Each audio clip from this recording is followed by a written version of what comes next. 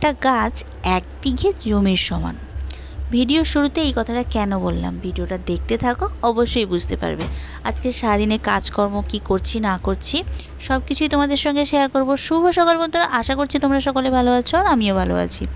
সকালবেলা দেখো প্রথম কাজ আমার এটা, সকালে উঠে ফ্রেশ হয়ে মাদুরটা নিয়ে খাটের ওপর পেতে দিই, কেননা বুঝতেই পারছো এই জায়গাটা ঠিকঠাকভাবে পরিষ্কার থাকলে আর ভিতরে মানে ভালো লাগে দেখতে। আর ভিতরের ঘরের ভিতরটা একটু পরে করলেও চলে। ঘরের ভিতরটা পরিষ্কার করতে একটু দেরি হয়, তার কারণ হচ্ছে তোমাদের দাদাভাই এক্সারসাইজ করে, তো ওর যতক্ষণ না ওর এক্সারসাইজ কমপ্লিট হচ্ছে ততক্ষণ আমি ঘরের ভিতর ঝাঁটও দিতে পারি না আর মুছতেও পারি না।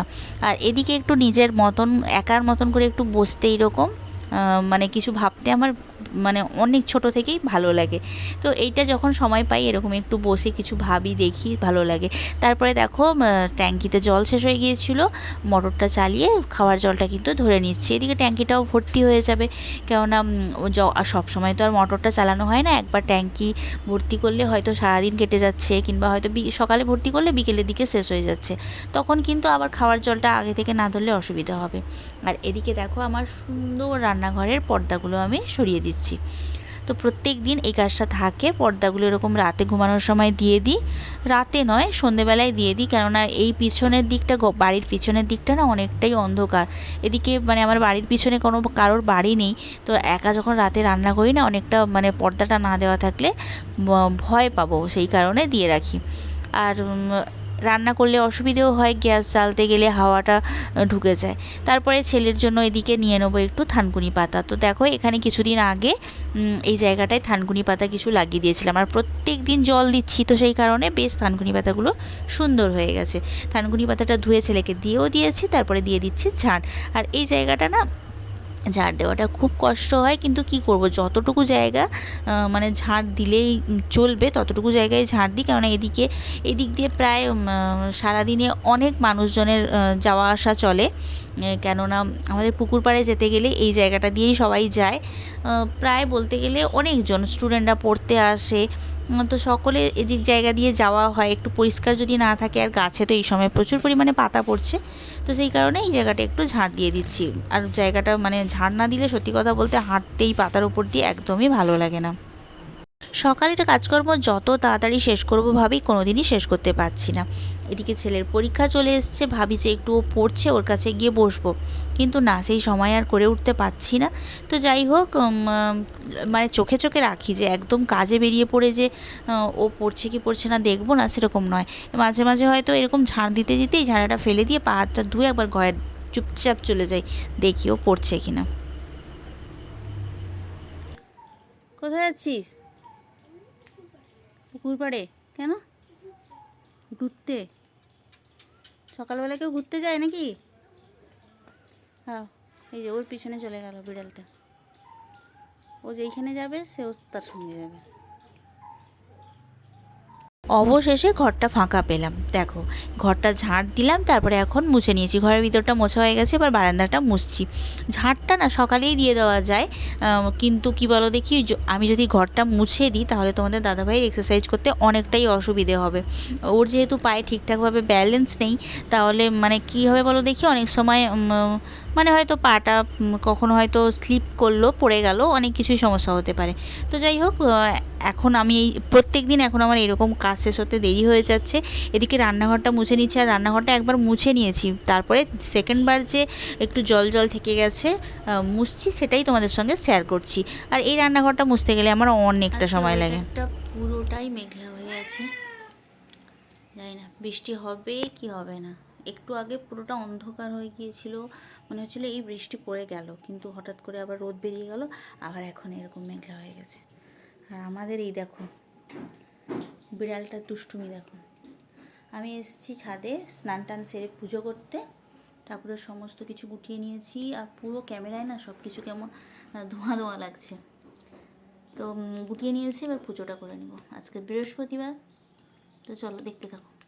আজকে তো বৃহস্পতিবার, আর বৃহস্পতিবারে পুজো করতে গেলে একটু তো সময় লাগবেই।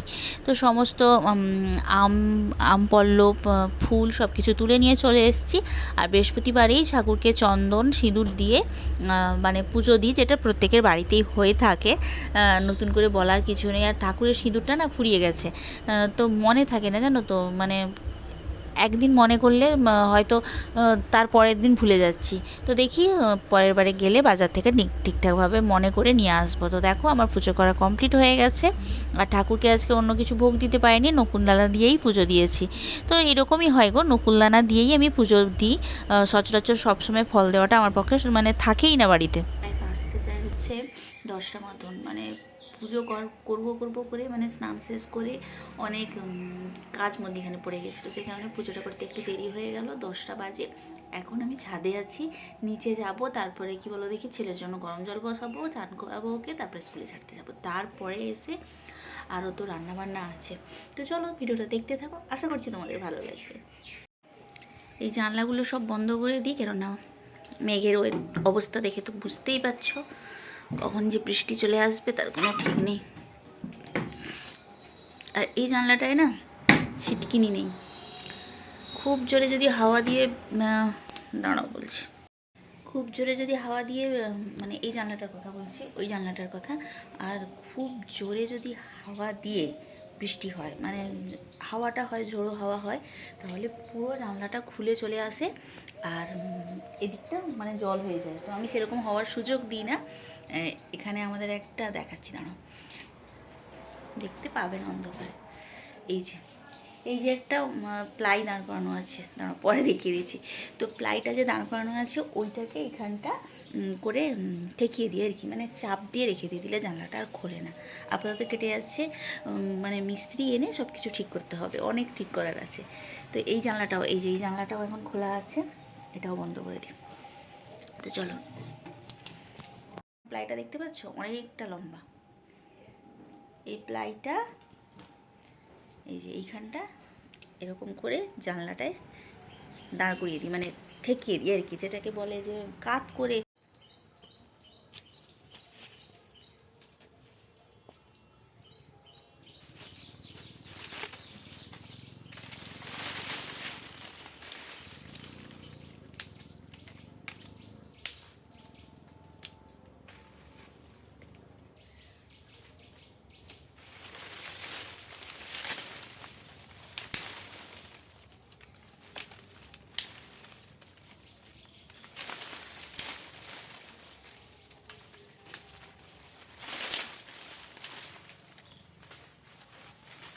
তোমরা বলো তো কারা কারা এরকম মানে জ্বালানিতে রান্না করো।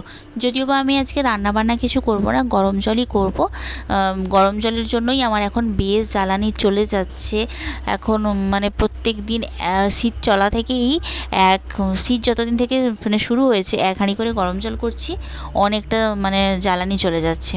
আর এই ভিডিওটা যেহেতু প্রায় 7-8-10 দিন আগেকার, সেই জন্য কিন্তু তখন একটু ঠান্ডা ঠান্ডা ছিল, আর গরম জলটা তোমাদের দাদাভাই গরম জলেই স্নান করছিল। কিন্তু এখন তো প্রচুর গরম পড়ে গেছে, আর আমাদের বাড়িতে গরম মানে বাবা রে একটা যুদ্ধের সমান। এই যতদিন গরম থাকবে আমাদের সত্যি কথা বলতে খুব কষ্ট হয়, বলে বোঝাতে পারবো না। অনেকে হয়তো ভাবে, অনেকে ভাবে যে এরা এত গরম বলে, কিন্তু অন্যরা হয়তো আরও বেশি কষ্টে থাকে। হ্যাঁ জানি, অন্যরা হয়তো আমাদের থেকে বেশি কষ্টে থাকে, কিন্তু না সত্যি কথা বলতে আমরা মানে প্রচুর কষ্ট পাই। তো যাই হোক, দেখো এবার জল নিয়ে এলাম বালতি করে, বড় হাঁড়িতে যেহেতু গরম করব, এবার উনানটা ধরিয়ে নিচ্ছি। আর উনানটা ভালো করে জ্বলে গেলে না সুবিধে হয়। আর এই উনানগুলো সত্যি কথা বলতে মানে আমি নিজের হাতে এটা বানিয়েছি, আর মানে অনেকটা কম জ্বালানি লাগে সেটাও ঠিক, কিন্তু সব রকম জ্বালানি না এতে দেওয়া যায় না। তো সেই কারণে একটু ছোটো ছোটো করে সব কিছু দিতে হয়। আর 1 হাঁড়ি জল, মানে তোমাদের দাদাভাইয়ের আবার এই 1 হাঁড়ি জলটাও কিন্তু ওর হয় না, কিন্তু তাও এতে চালিয়ে নিই, মানে জলটা একটু বেশি করে ফুটিয়ে গরম করে দিই, তাতেই তার বলে হয়ে যায়। যেহেতু মানে তার একটু কোমরে কিংবা পায়ে হাতে জলগুলো ঢাললে গরম জলটা ওর বেশ আরাম হয়। তো দেখো এদিকে একটা কাঠ দিয়ে দিলাম, জলটা হতে থাক। আর এদিকে তো বৃহস্পতিবার, সমস্ত রান্নাবান্না আজকে বুঝতেই পারছো নিরামিষ। আর এদিকে ভাতটা উপর দিয়ে দিয়েছি, আর এদিকে হচ্ছে জল গরম। আর রান্না কি করব, এখনও ঠিক করে উঠতে পারিনি যে রান্নাটা কি করব। শুক্তো করার ইচ্ছে আছে, বাড়িতে বাজারের বেগুন আছে, ওটা কিন্তু না ওটা দিয়ে শুক্তোটা করা যাবে, আর একটু বেগুন ভাজা করব। তো গাছে একটা এরকম ছোট্ট বেগুন হয়েছে, ওটাই আনতে যাবো, চলো।